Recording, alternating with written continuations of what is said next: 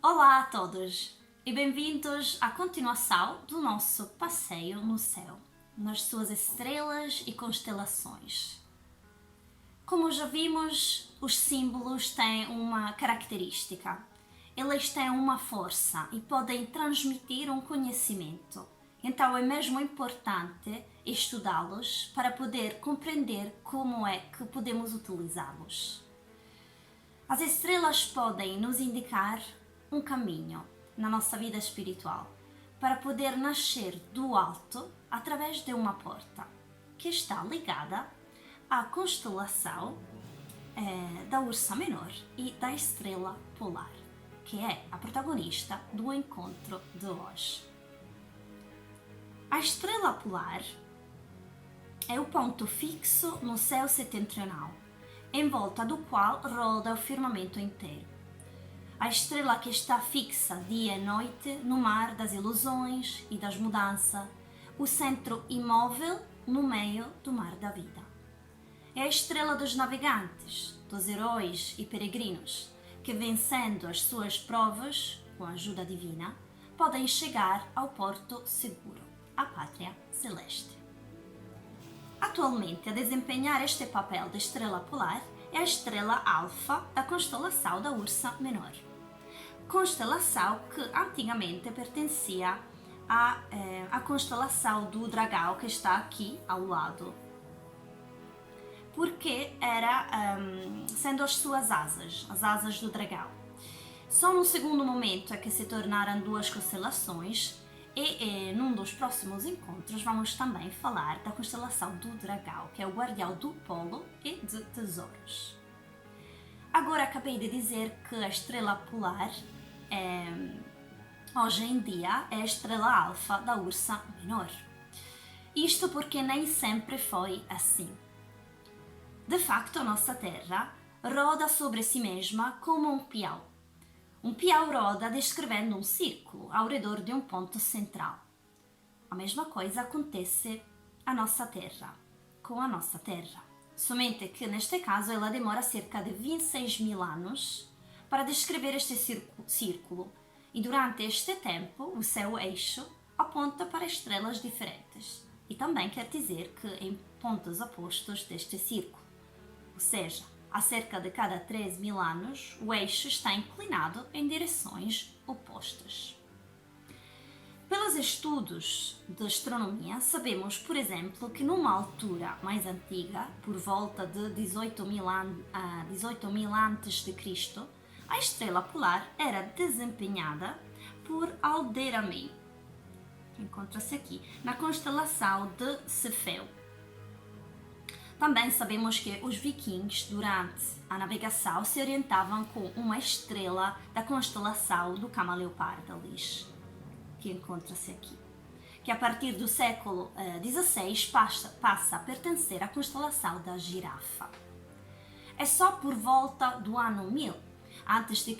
que o Polo Norte passou a ser indicado pela estrela alfa da constelação Ursa Menor, que passou assim a ser a estrela polar e tal permanecerá até o do ano 4000, quando passará a ser a estrela Gama Cephei, então a estrela Gama da constelação de Cefeu, que está aqui.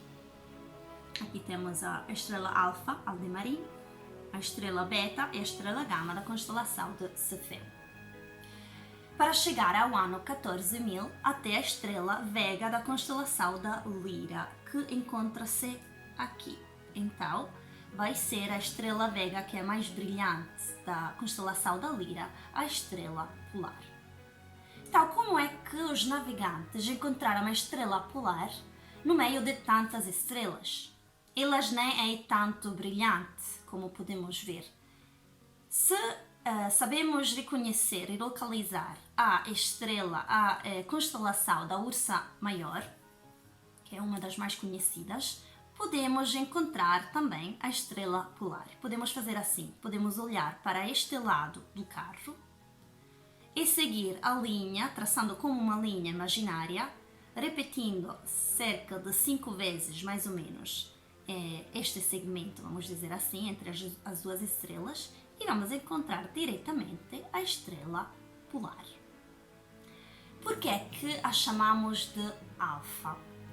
Uma constelação é um agrupamento de estrelas mais ou menos grande, que chama-se de asterismo. As estrelas que compõem um asterismo são de tamanho e de brilho diferente. Então, os astrônomos decidiram de utilizar o alfabeto grego, as letras do alfabeto grego, para chamar as estrelas de cada constelação. Então, por exemplo, normalmente a mais brilhante é a estrela Alfa e a estrela Beta e Gama e por diante são menos brilhantes. Mas isto não quer dizer que a mais brilhante tem que ser necessariamente a mais importante em cada constelação. Na mitologia, as duas ursas, a ursa maior e a ursa menor, seriam as duas ursas naturais que mantiveram a salvo Zeus, menino, dentro de uma gruta, para escondê-lo do pai Cronos, que queria devorá-lo, como já tinha feito com os outros filhos, os irmãos do Zeus. Num segundo momento, de facto, o próprio Zeus caçará Cronos do céu, tornando-se o pai dos deuses, que criará uma raça de heróis que tem o direito de reconquistar uma vida parecida com a dos deuses, vencendo as suas batalhas.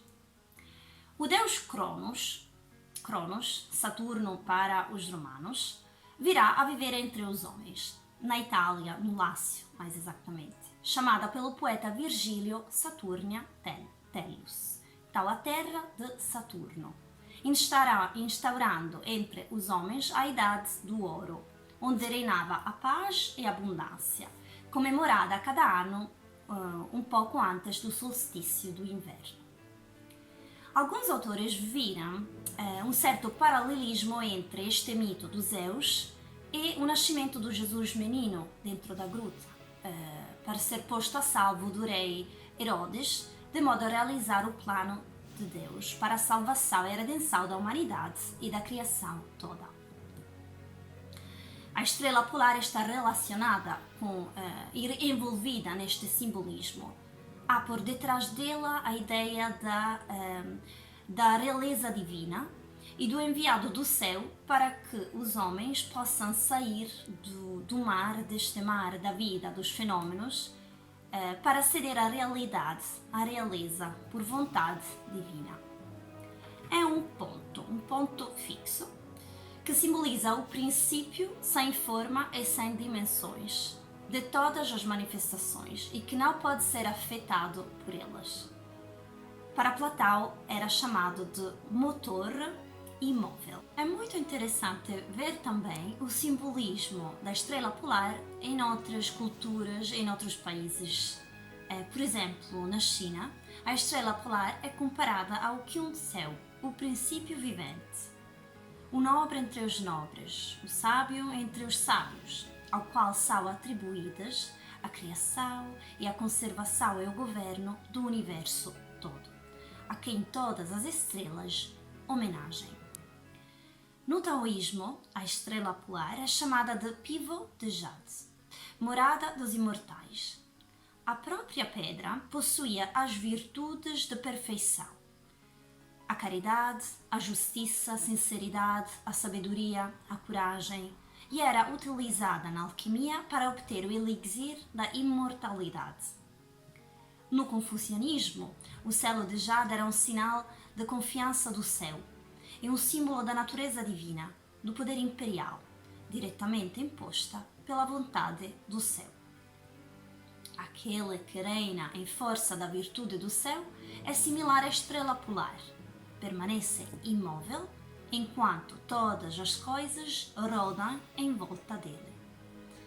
E não podemos esquecer todas as lendas e os mitos ligados à Terra do Polo e ao seu centro, desde os celtas com a ilha de Avalon, a lenda do rei Arthur, o reino do Preste João, todos reinos sagrados, ilhas inalcançáveis, terra onde não se chega nem por terra nem por mar, e de onde descenderam as linhagens divinas, da qual desaparecem aqueles que conseguem a perfeição, a perfeita iluminação espiritual.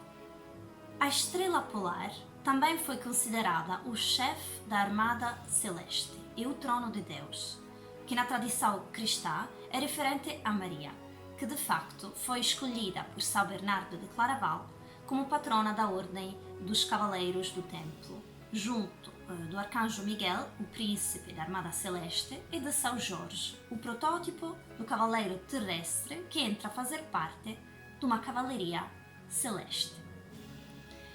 Esperando que tenha ficado bem na nossa companhia mesmo esta vez, até a próxima com uma nova constelação para aprofundar juntos. Até a próxima!